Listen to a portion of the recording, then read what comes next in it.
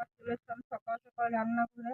আজকে বানাবো এই কলা পাতার মধ্যে লতা দিয়ে ভাপা বানাবো। কিভাবে বানাই দেখতে থাকো। তার জন্য এখানে বেশ কিছুটা লতা নিয়ে নিচ্ছি, বেছে টেছে পরিষ্কার করে ধুয়ে নিচ্ছি।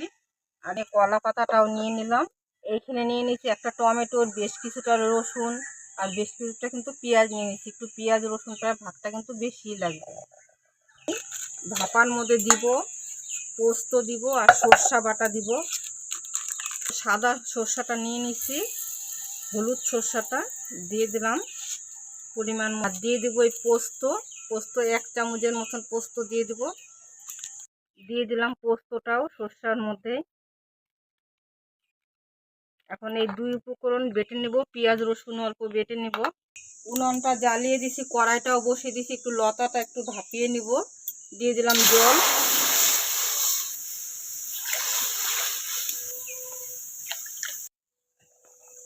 লতাগুলো দিয়ে দিলাম।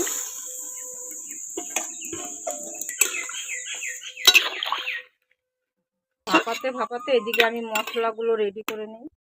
লতাটা কিন্তু আমার সেদ্ধ করা হয়ে গেছে। এখন অল্প অল্প করে উঠিয়ে নিব গামলার মধ্যে।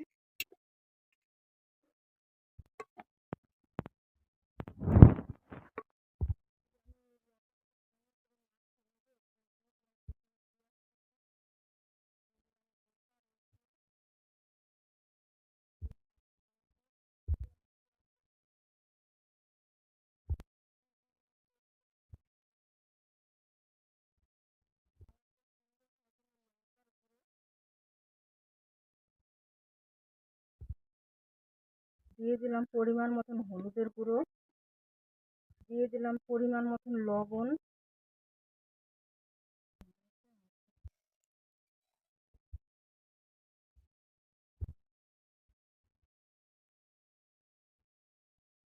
মাখিয়ে নেব সব কিছু দিয়ে।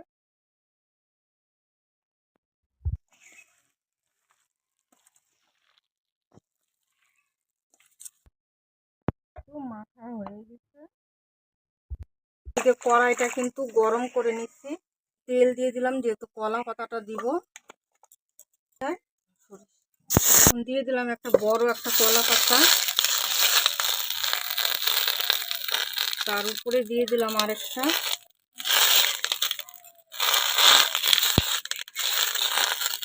এখন মেখে রাখা লতাটা কিন্তু দিয়ে দিব এখানে।